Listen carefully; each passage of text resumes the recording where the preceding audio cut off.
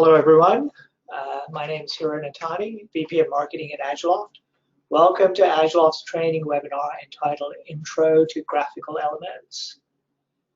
Today's broadcast is edited from a hugely popular session delivered by Agiloft project managers Jennifer Ross and Dick Miller at the Agiloft Summit in October. It will focus on how to best use graphics in Agiloft. The presentation part will be about 45 minutes, followed by a live Q&A with Dick. Please submit your questions in the appropriate window in the GoToWebinar platform at any time during the presentation. We'll also host a community chat in the Agiloft forum immediately after the webinar. You can join the community session by clicking on the community button on your support login page. You can also go directly to community.agiloft.com. Your username and password is the same as your Agiloft support login username and password. It takes about a minute to queue up the presentation, so please just bear with us while we do that. I'll ask Alistair to queue it up now.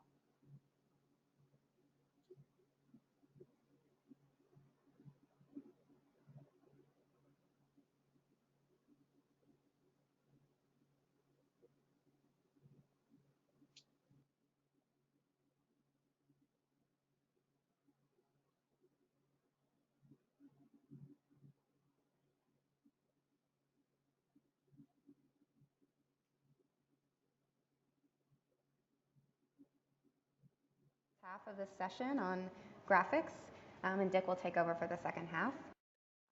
So what I'm going to do is go through our look and feel editor with you, and what that does is it allows you to customize the styles used in your interface, and that helps you to comply with your company's style guide, incorporate your company's colors, and also there are ways to make things a little more user-friendly as well. So just a few notes to get started.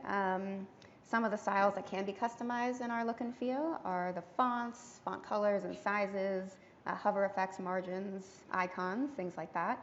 You can have multiple look and feel schemes in your system and apply different ones to different users.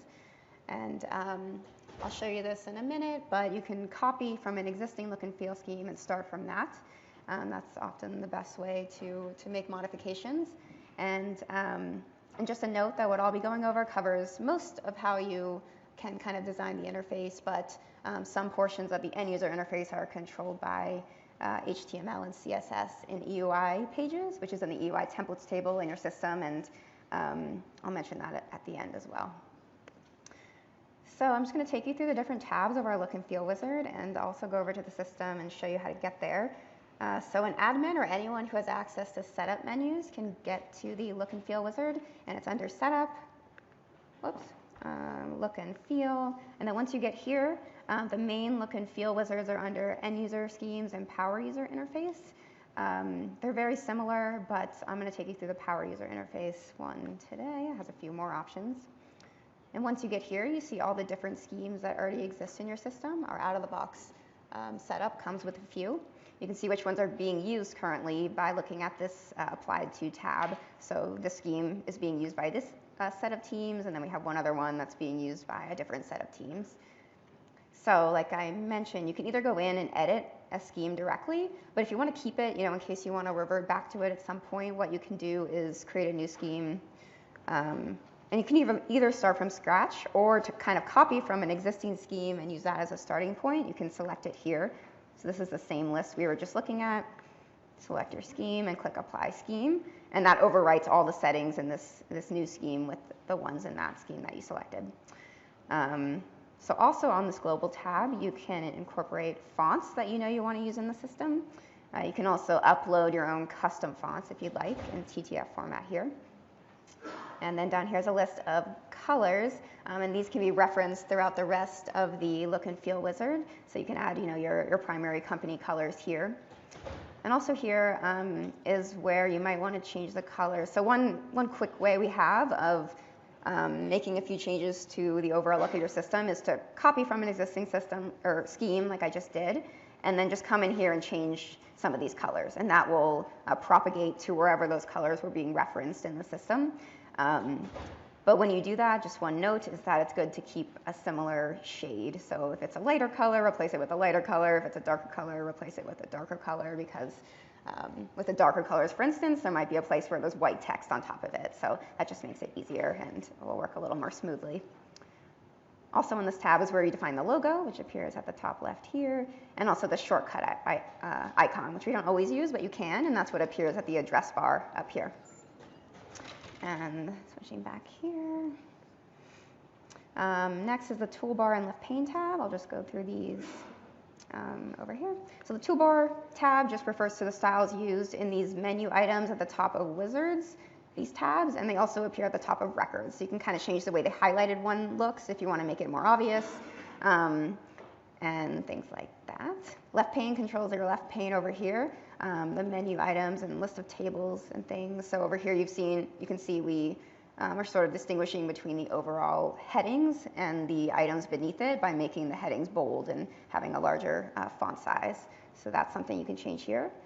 Something else you can modify here, which you might not guess, but the look of the calendar pop-ups. So when you're choosing a date in a calendar field in a record, that pop-up uses the styles defined here.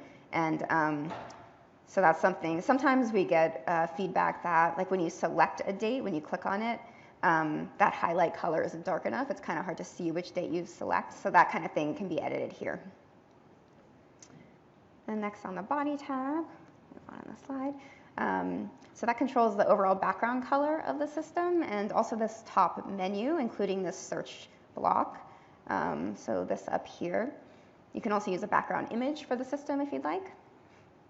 And that's something you might want to change, like as you're changing the logo. Like if your logo has a certain background color, often it's good to change the background color here to match that so that it blends in this top section of the interface.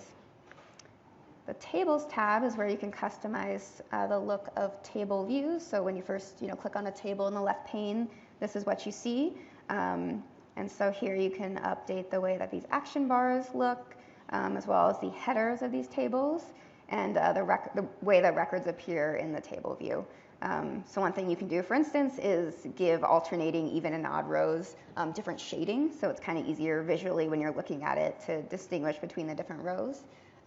Something else you can modify here is the highlight color that is used when you're hovering over a row in the table. So the Forms tab controls the way that records look, including like field labels and also the input box for fields, as well as like the text headers and also action buttons and navigation buttons. And then a couple other important things you can change here. Let me go over there. Near the bottom, you can update the way that pop-up instructions and input instructions look. So for example, if you're finding that users aren't noticing the input instructions or pop-up instructions, you can try to make them bold, change the color a little bit to make them a little more obvious. Next is the Dashboards tab. That just controls a few different styles that are used when you click on Home. So yeah, not much there. On the Charts and Reports tab, you can control, the main way we use this is to change the colors used in graphical charts. So you can kind of get them to better match your look and feel scheme, or just change them to shades of colors that you like better. And just a note that when a report or when a graphical chart is generated in the system, it starts using colors from the top here. So the first colors you enter will be the ones most often used in the graphical charts. Next is the Printing tab. It's usually good to modify this to just make the text all black. This is just the way the style is used when you print like a record view. So you just want to make sure it's legible. So that's why we usually keep this pretty simple with black font. Next, on the Icons tab, you can change icons used throughout the system. You can also change these overall settings here to display more icons. In our out-of-the-box system these days, these boxes are unchecked by default, but if you'd like more icons, for example, there's an option to add an icon next to each table in the left pane. You can check that off. But even with all of these unchecked, there still are some icons used in the interface, and I'll show those to you in my screenshots here. So, whoops. Okay. So, for example, here I included a screenshot of the action bar. So this email icon and this print icon, they both can be changed here on the icons tab, either to just change them to icons that you like better or that better match your company colors. Over here is another example. So this is a linked field, and this is kind of the magnifying glass option that you use to get into this lookup window. So this lookup icon can be changed, and also when you get into this window, you can change the icon that is used to select the record. So I've run into situations where it's not intuitive to users. Our out-of-the-box system has a little red arrow here, but sometimes it's not immediately obvious that that's where they need to click in order to choose that record. So in this example, you might not be able to read that text, but it's a little 3D looking blue box. So that makes it kind of look clickable, and then we've added select text on top of it to really make it clear to users that that's what they need to click on. And then another note about icons is that on your home page there's actually a link to download some icon sets, and that's in the admin dashboard. So if you go to your home page, select that dashboard, you'll see this widget which has these links to download icons. The orange-red one is the ones that are already included in your system, but then the blue-gray ones you can download and upload back into that icons tab of the look and feel if you'd like to use the blue icons instead. But you can also, of course, use any of your own custom items. Next, the content tab. That just allows you to add headers and footers to the interface. Not very commonly used, but if you have some text you'd like to just display to all users in those areas in the interface, you can. And the last tab is the Apply tab, and that's where you can select which teams should see this look and feel scheme. So you can kind of customize the branding based on a user's primary team. And that's all for the look and feel wizard, but there are a few other items I wanted to go over, which are also kind of look and feel related. So one of them is this email schemes option. So that's also under setup look and feel. And this is a newer feature that we have. So it looks similar to what we were looking at with setting up power user look and feel schemes. You can set up multiple if you'd like, but this just controls the default look of emails sent from the system. So you can change the fonts used and font colors and sizes. There are also a few special styles you can apply to hyperlinks. You can make them whatever color you'd like, underline them or not. And then also, if you include any like related tables in your emails, you can customize the style here as well to make them look a little nicer. And also when you send an email, there's that included field section at the bottom. The style of that section can be modified here as well. So that's the email look and feel. And this is an example of an email where I've customized the email look and feel a little bit. So you can see the included field section has this different color. I've also changed the overall font and the color of the hyperlink a little bit. So something else you can modify is the look of required fields. So by default, you'll see it required fields with this red asterisk next to them. But if you want to make it more obvious to users, maybe they're missing some required fields, and you want to really call their attention to them, you can consider changing the entire color, the color of the entire field label, or changing the color of the asterisk, even making it bigger. You can do that as well. You can also replace it with any symbol you'd like. It doesn't have to be an asterisk. Down here I have an example where I'm just inserting text. And actually let me show you where that is. So that's also under setup look and feel, and this top option here, required field display. So you have a lot of options here.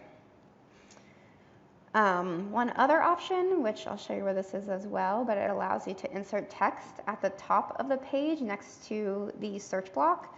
So by default, this will just be empty, but you can add text here if you'd like. And one example where that might be useful is if you have a production system and a test system, you can add text here to make it really clear which system you're in. Because sometimes if you're a user who might have both open, you can kind of get confused sometimes. And something else you can do is just change the overall look and feel in general for those two systems. But this is another way that you can help with that. And this is also a newer feature that we have, which is to be able to group tables in your left pane. and different users based on their team can have different groupings. So this allows you to kind of group tables functionally and give them headings. So the style of this, the font and everything is controlled by the look and feel wizard that we already looked at, but like the headers for these groupings and the way the tables are grouped can be controlled under setup, look and feel, and then left pane setup. And you can have different ones for different users, like I said, based on their teams. You can also deselect certain overall menu items in the left pane. Like if you decide you don't need to use My Assign, you can just exclude that. And then over on this Tables tab, this is where you can edit the different headings that are shown in your left pane, and also you can drag and drop tables to different sections and order them the way that you'd like to, and that can help just make it easier for users to find the right tables that they're looking for.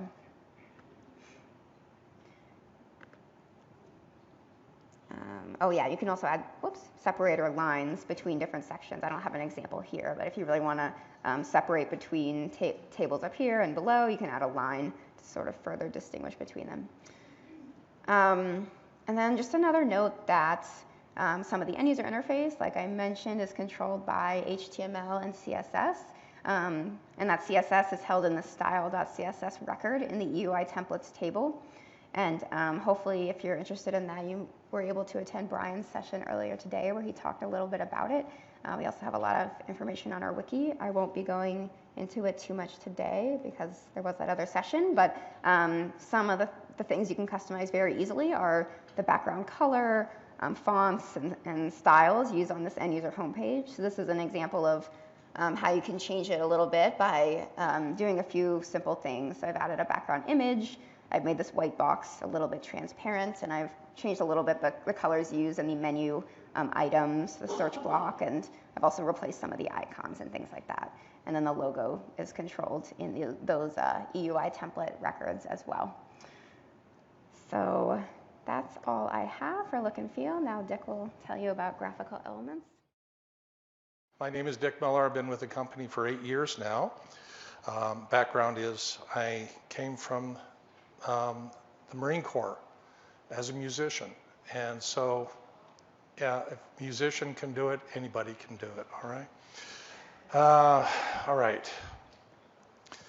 Actually, if those of you who were in the session, the task management with Brigitte Conrad, Brigitte has her doctorate in piano pedagogy or ethnomusicology. I'm not sure which one, so I'm in good company there. All right, so the next part of this Gopher graphics, and apologize for the names, but we liked the Gopher graphic that we put up there. We're going to cover the graphical data elements. The first two will be familiar to a lot of you that are in the room now. First one being the row coloring. Row coloring uses a choice field to identify a record characteristic, and we'll review how each of these is configured after I've gone through all of the graphical data element types. The second one is the notification icons. It's a close cousin of the row coloring. It also uses a choice field and to identify a record characteristic, and except that in this case, instead of doing the row coloring, we associate it with an icon in the icon column. And I've got two examples here, and we'll go over a couple more when we get into the demonstration portion. A new data type is the image with versioning. Image files or image data types have been out there for some time, but we made an improvement and an enhancement to the image data type, and now we allow the images to be able to be displayed in a table view like you see here. Next one, this came from the June 2019 release, is the heat bar. Heat bar shows data as colored segments, useful for showing proportions and progress. And in this case, what you're seeing is the approval workflow progress in approval records. So we're seeing approval contract records. I'm sorry, I said approval records. We're seeing contract records and the approval workflow status in that one. Next one is the singleton check. For those of you like myself who had to use a multi-choice field to display a single checkbox, so you create a choice I lost my audio. You had to create a choice value of yes or true or something along this line. This enhancement was made for you. So it is hard-coded true false and displays as a checkbox without any data following it.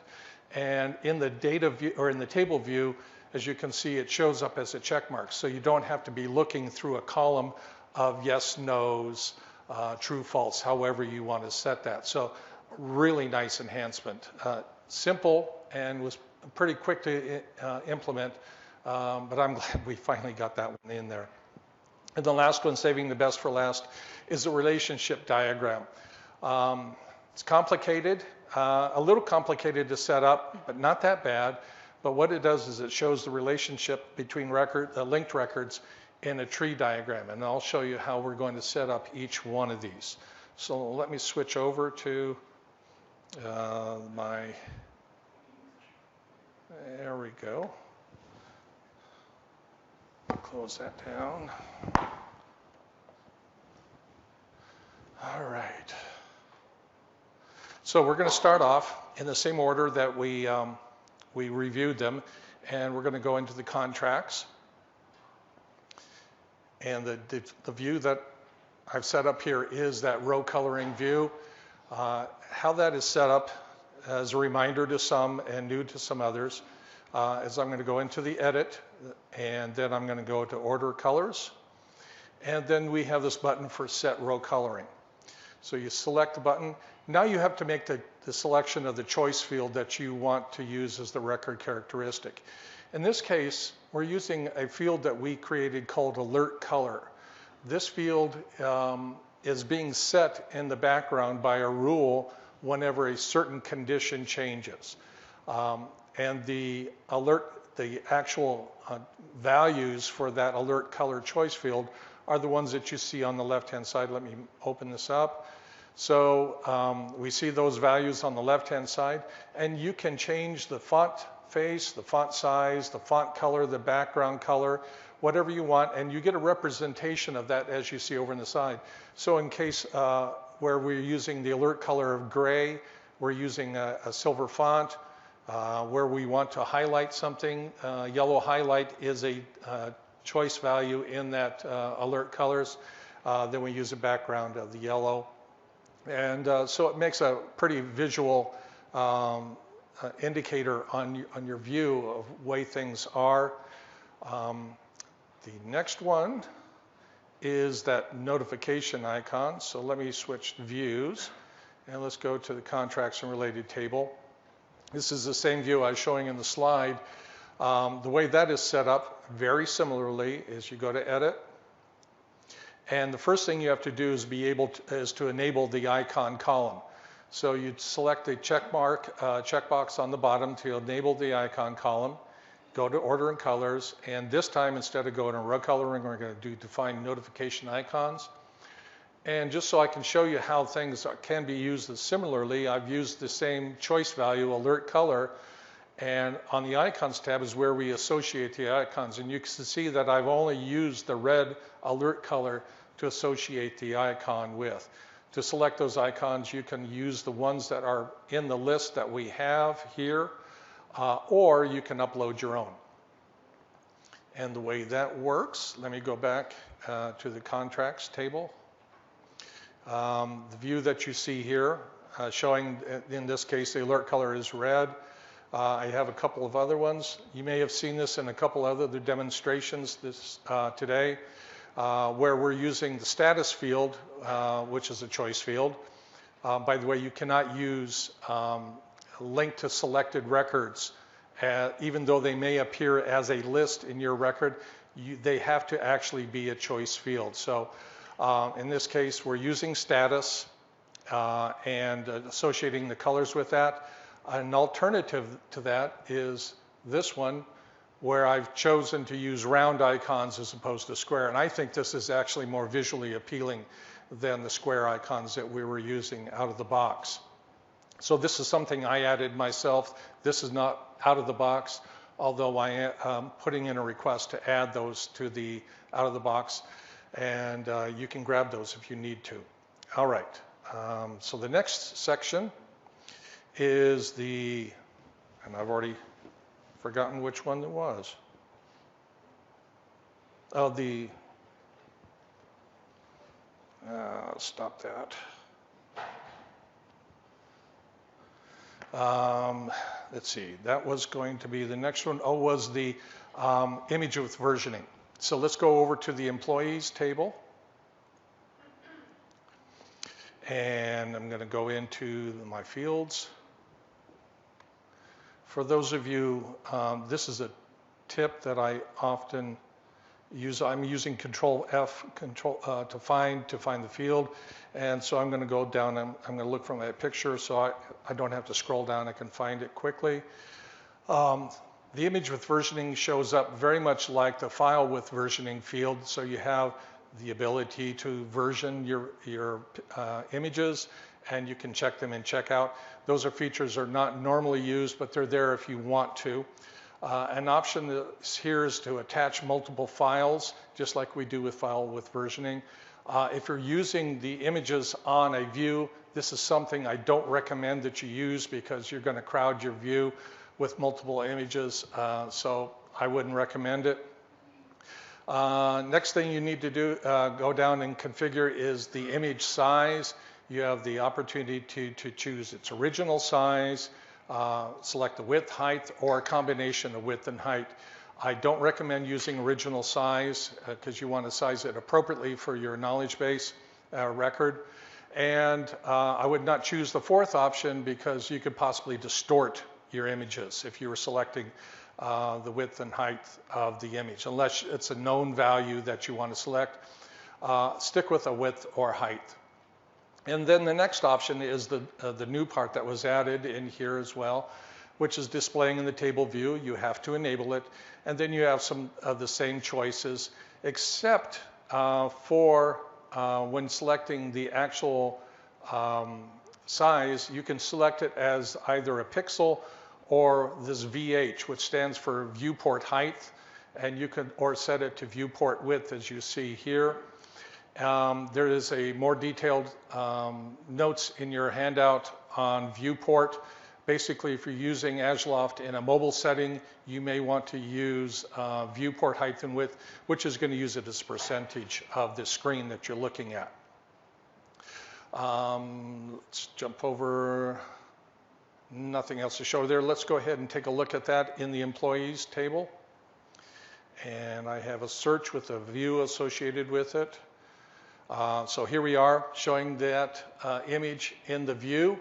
And I've associated this with the view feature, so I can click on the image. It will open my record in view mode. And now I show the actual image on the left-hand side. This is also a new feature. It may have been mentioned in some of the other ones, but this is the common area on the left-hand side. So you can go into your layout and set up your common to show on the left or the right, or as it is on the currently on most systems on the top. But for employee records, this comes in very handy, especially when you want to show the image. It reduces the scrolling that you have to do on the right-hand side. Okay, next one, going back to the contracts, was the, and I've already forgotten that one too, and what was the next one? Heat bar, thank you. Wonderful. So let's go down. I've got the approval heat bar in here. And setting this one up, the first thing you have to do is determine how you want to show your heat bar, what it's based off of. So you can use a related table, which is the one that you should select most often, or the multiple numeric fields. In case where you've already had these calculations on multiple records already created, you could be able to use those fields in here. If you don't, you can use your related table, and by completing this process, it will automatically create those calculations on related fields for you. Word of caution, Once you make a selection here and click next, you cannot go back and change it. It is now permanent, and so if you want to change it, you have to cancel and start over again. Once you get to this field, you have to select the field that you're going to be using when you're using a related table. In this case, these are the approval records, and I'm going to use the approval status.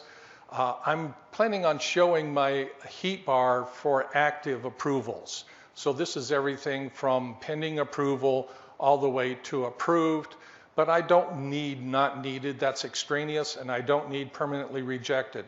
So I'm excluding those in my save search. I have to define the proportions of this, and you can use it as a sum, or in my case, I'm just counting up the number of approval records in that particular status. Then you select the statuses based on the field that I chose. You choose the status, and in here we have, I excluded the not needed and permanently rejected. Selecting these is what's going to create those calculated result fields that we're going to be using as the basis of our heat bar. Word of caution, by default, it picks up the same name as the data in that choice field. I would recommend prefacing these with a HB for heat bar, because it's actually going to create a field in your table for these. So when I got done, I had 5 new fields that were automatically added to this, and you're going in there and you go, what is this requires change numeric field? Put a HB in there, go, yes, that's used in the heat bar. So next tab, I'll jump over the options, which are pretty standard options as we have on a lot of the data types. And we get into the display side where you choose the color that represents on the heat bar. You select it. You don't have the font choices here. We're just dealing with the colors. So it's either the font color or the background color. You can select from the drop-down list that we have of the standard out-of-the-box colors, or you can use a color picker application and paste the hex code in here to get the color that you want. So if you have your company colors and it's a unique palette, you can use a color picker, copy that hex code, float it over the color you want, copy the hex code and paste it in here. Something that a lot of people don't realize that you can do is click on the color that you selected here, in this case the gray. It opens up this palette, and you can actually click in here and change the color that you want, or change the gradient nature of that by sliding this up or down. There we go. It's, clicking up and down, you can't slide up and down. And it will change it, as you can, see down here. If I change it, you can see the before and after. Let me go ahead and cancel out of there. I use the color picker for these 3 other ones, the yellow, the blue, and the green that you see down below. Some of these, the out-of-the-box colors may be a little too bright. I'd use the word hideous, but I can't. The next thing that you can do is show the numerical values on here. So you can choose not to show the numerical values or show them on the bar, which is the way we had it in the example, or show them on mouse over. So you float your cursor over the data portion of the heat bar, and it will give you the numeric value. We do have an enhancement coming that is going to actually, I would select show numerical values on the heat bar, and then floating your cursor will show you what the status representation of that segment is. So you go, what does yellow mean? Does that mean queued or pending approval? I don't remember. So this enhancement that we realized that we desperately needed it after we created this example, or this enhancement, is going to be coming out shortly. So when you float it over, it's going to give you the actual status that you're choosing. You have to set the bar width and height. That's something you can play with to make it fit your view and look appropriate. So let's take a look at that. And our contracts come up. I'm going to go to my search and go into pending approval. what I've done is I actually have a view where I only wanted to show the records that are pending approval. The reason for that is if you use heat bars in other views where you may not have even generated your approvals yet, you're going to get a no data where the heat bar is because there is no approval records created. It's no data. So I'd use the heat bar sparingly in the table view and use it with things like associated with pending approval status. If we go into a record, so for example, I'm showing this record down here, the IBM annual support contract, where I have 2 approval records. One's in pending approval and the other one's been approved. If I open that record up, I have visibility status dependency on this field. So this heat bar I can show in the record, and it only shows when the status is pending approval. And what I get out of that is when I come in here, launch into this is in the common area, I'm seeing that I have only 2 approvals, and one of them is pending approval and one of them is approved. And that allows me not having to go click on, I'm saving myself about 3 clicks. I'd have to go to the approvals tab, and then I'd have to scroll down to my approvals. And in here I do see that I have 2 approval records. One of them's being approved and one's pending approval. So it's a visual indicator real fast of your approval workflow status. So it's a really nice enhancement. Okay, singleton check. Let me jump over to the approval workflows. I'm going to go into setup, and I'm going to go into fields. And in this case, instead of using one that I've created, let me start with from new, because the singleton check, everything's sorted alphabetically except the singleton check. Singleton check, for some reason, and I hope we change this, falls at the end of the list under the V's. Don't ask me why, but it's there. Singleton check, let me just type in test values so I can select that. When it shows up, when you've created it in the fields table, or the fields view, it's going to actually show up as a choice. When you look at the list of data types in there, there is nothing called a singleton choice, except when you're selecting it from the new list. It is a choice field and behaves like a choice field, except that even though it says select choice list, you do not get to select anything. It's hard-coded to true, false. And if we go over to our options tab, you do have the same options to select the visibility of this and the conditional editability. But most importantly on here is selecting the default value. So you can select it as being true, meaning it's checked, or false, meaning it's open. And you have the ability to set dependent hierarchical choices as well on that. I use it for setting for visibility often, and that's what I want to show you in the approval workflows. So let me show you something that's got a bunch of approvals templates in it. And if I scroll down, here I have, and you're seeing in the table view, we saw this earlier. That's an anomaly, that one. I'll have to go back and take a look at that. But you're seeing the singleton checks in the view where it shows a check mark. And if we go down and we select, for example, this record, the auto approve shows up here as a single checkbox. I check it, and because of visibility dependency on the notify auto approval now shows when this is value is true, I select it here, and then I do save. And if I come back over, now we see those check marks showing up. All right. All right, the last one, saving the best for last, as I said before, is our relationship diagram. Go back to the contracts table and go into setup. If I go into fields and I go down to diagram, I was real inventive when I selected this field name. I come up with a diagram. First thing you have to do is select how you're going to launch the relationship diagram. It has to be launched in relationship to a record. So you can launch it from an action button or an icon. Coming over to the options, this is where you need to set up the relationships. So you have to set up the parent relationship and you have to set up the child relationship here. The options are a one-to-one relationship, a many-to-one relationship, a one-to-many relationship, or a many-to-many relationship. So you have those 4 choices, and those are represented by these drop-downs. So for the parent contract, I only want a one-to-one relationship. I want to show the parent contract for this contract that I'm launching this relationship diagram from.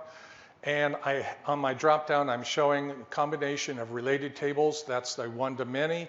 And then I have the link, which is a one-to-one. I'm going to choose the link to the parent record, and I'm going to use a label of the parent. For the child records, I want to show all of the related child records. So I want to show all the amendments, all of the subcontracts, and I cheated a little bit and threw in the renewed contracts, the renewal contracts in here. And in that case, I want to show the related table that's showing all of those contracts. Let me jump over to the display. That's right. Next. Levels above and below to show, so you can extend this up as many levels above as you want and as many levels below as you want. Someone in this earlier session when we did this was talking about an org chart. So you could have an org chart that starts at your CEO and goes all the way down to the lowest employee on the food chain and show that entire relationship in there. Here we've chosen 5 above, 5 below. Vertical layout, I can select the arrows that I'm going to use, and then I've added an icon that I want to show you about when we get in there. So let me launch over there, because we have only a few minutes left and I want to leave some time for Q&A. However, you're blessed because this is the last session of the day, so our Q&A can go until you're too hungry to stay. Let's go over and get into our search, and I want to go here. In here, I've added the diagram icon to the diagram field into my layout, which is that icon that I was explaining before to launch it from. Could be an action button. And I'm going to launch it from this record that I know has quite a few relationships. So let me go ahead and open this up. When it launches, it's going to show you the record that it was launched from in a slightly different hue than the other ones. This doesn't show up real well on the screen, but this is light blue here. If I go to the parent of this one, or the grandparent, if I click on the block, it's actually going to open up that record in view mode. So it's an easy way to navigate through a relationship between all of your contracts. You can come all the way down. You can see from here the great-grandparent of this master agreement, and you can go all the way down into the amendment that is associated with that contract and see it. I had mentioned that I associated an icon with it. Going back to the one I opened up previously, I pulled that icon from the status bar icon set that we have here. This is something that we've added to the out-of-the-box. Some of you who have had your systems for quite a while don't have this. If you want it, I'll show you where you can grab those status bar icons that you can add to your system. It's a matter of creating a table and creating the linked relationships between that table and your contract table, and using a rule or a default value to set the status bar based on the change in the status of the contract. But when I pull in the status bar, I'm also pulling in this expired icon for this particular set, and that is what shows up here on my view. So at a quick view, and that's the reason we did this, is I don't have to launch into it. I can see that these two are actually expired. This one over here is a signed contract, and the ones with the certificates are actually active contracts. Let me go ahead and get out of there. Let me show you real quickly on the home page, and the admin home page.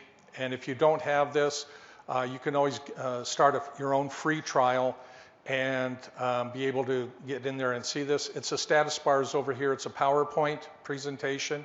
and it's going to have all of those status bars in there. And what we have done is we added this table down here called status bars. Let me sort it ascending. And here are all of those, each status bar is a graphic unto itself, and it occupies a record unto itself. I added this icon that pulls in the icon that's highlighted in there and be able to use it.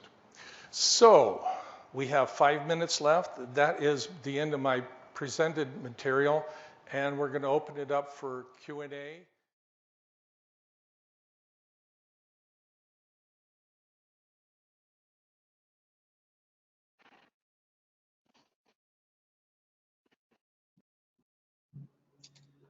Okay, thank you to the recorded version of Dick, and the live version of Dick is now here for the Q&A session for the webinar. So I'm going to start with one that we always get. And just as a reminder, you can submit your questions in GoToWebinar in the panel that says questions. You can submit them in there. We'll also try to unmute people if you want to raise your hand. Sometimes that is tricky, but we'll try that as well. Okay, so one question that I always get, will the recording be available after the webinar and the slides? The answer is yes. We will post this edited version of the recording under our events and webinars on our website within 24 hours. We'll also send all attendees a link to them. Okay, a question that's come in. I thought we were going to discuss the dashboards and charts, but this was informative too. So Bakar, we will, so that's a good one. We will have a webinar on that as well. Let's see. How can I modify the graphic status bar found in the contracts table? Dick? Yes.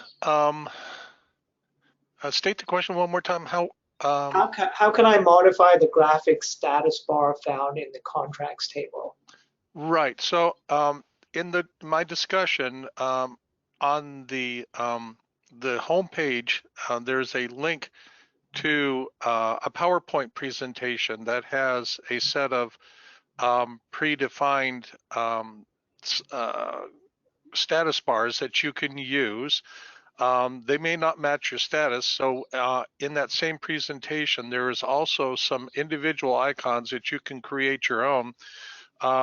Since this summit presentation, we've actually found another way to do this, and it's using PowerPoint chevrons, and it makes it very easy to do that. Is you create using their chevron designer, you can create your own very easily, and then using a screen capture tool, capture those individual statuses, and then you can save those into the status bar table and be able to link those into the statuses. Okay, thank you. Okay, so here's another one from Ashish. You said in the relationship diagram we can select as many levels up and below as required, but when we try to do that, we see that there is a limitation of maximum 10 levels we can have above and below an item. Yes, yes, and I do apologize. The language in the wizard is not clear as that there is a maximum number of levels up and down, and 10 is correct. There is some discussion about creating an enhancement to add that additional layers. We're not finding a huge demand for more than 10 levels. I think it's all dependent on how you're using the relationship diagrams. In the one-to-one, one-to-many, many-to-many type relationships. Okay, so here's one from Erdara. I'm an admin, but don't see that status bar. Is there a link for more info so I can add this? There is no link for this. If it may not even be on your homepage. I don't know how old of a system you have. My recommendation, as I made during the video, was to go and get a free version of Agiloft, and you can see how that is set up, and you can emulate that in your system. It's a matter of creating a table, a status bar table, and creating records for all the status bars, and then creating the graphics that go into those. It's not a very complicated process, but it is a manual process that you'll have to go through. It's not something that we can import into your system or would be available during an upgrade. That is something that would be a configuration. And if you ever do need assistance with that, you can log into EW support, and there is an implementation tasks section on that on your homepage there at EW support, and you can make a request for implementation assistance to put those status bars into your system. Okay, thanks, Dick. And you can also go to the Agiloft community and sort of post a request in there, and somebody will help you. Janthi said there is an option to highlight the records. Is there a possibility to highlight the records based on the results of the record? Can we do the highlighting dynamically? Yes, actually, the choice field that I was using, the status colors, was being set by a rule. So you can do something very dynamically like that, based on value, based on whatever it might be. You set up the criteria, then you can actually update the rule, update the status color for that particular record, and it will appear that way in the table view for you. Okay, so here's one from Janice. She says, graphic seems attractive, but under what circumstances do I decide to go to the trouble of creating a graphic representation? I'd like to see examples of what other users have created and how they use it. And if I see one that I might want to use, it gives me an idea of what I might create, or ask my implementer to assist me in implementing. So she says she wants to see examples. Well, we did have the examples during the demonstration, during the video, which is going to be made available again. The primary areas that we're using these graphics are just to make it more user-friendly and more attractive to the end users. Adoption is a key aspect of any implementation, and graphics is a big part of the adoption process. So you can download, once again, a free version and see how graphics are utilized there. Speak with your implementer if you're currently, and it sounds like you're currently working with an implementer, and they can provide you some screen captures of other systems that might have some attractive graphics. Hiro, I'm sorry, I interrupted you. No, no, that's a good answer. Obviously, Dick, you know better than I do, but that is a good question about how we can better provide templates, examples, etc. So that's something that I'm just taking a note on. So thank you for that, Janice. Okay, so more questions. How can you make required fields pop out more? Yeah, touched on this, Jenny touched on this in the setup look and feel area. There is, at the very top, is the required field display. And what I have done out of the box, the system gives you an asterisk beside the label to indicate that it's a required field. Now that asterisk is rather small and does not necessarily stand out. And I've actually gone to changing and not using the asterisk, but changing the label to being red. And I find that to be a much cleaner interface and much cleaner looking to have the label being red, and it really pops out that this is a required field.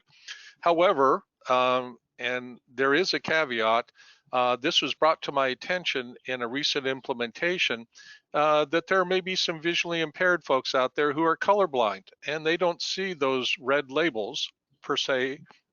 So using a combination of the asterisk and red labeling would probably benefit those kind of people. So just something to consider. Okay, next one. Do the colors on the end user interface have to match the colors on the power user interface? No, great question. The end user and the power user setups under look and feel are independent of each other, and you can have different setups, look and feel for both the end user and the power user. Plus, it's based off the schemes are based off of the primary team. So you could have multiple look and feel schemes within a single system based on the teams that you're using. Okay, great. Thanks, Dick. So we've come to the end of our time. So I wanted to thank everyone for joining. As I said, we will continue the discussion in the Agiloft Community Forum immediately following. So you can join us at community.agiloft.com. Once again, your login is the same as your Agiloft support login. Once you log into the community, look for the chat button at the top of the page, and then click on theme discussion. If you've enjoyed this webinar, check out our webinar series on our website at agiloft.com. So we have one every week. So next week, it's how to manage contractual risk and sleep soundly at night.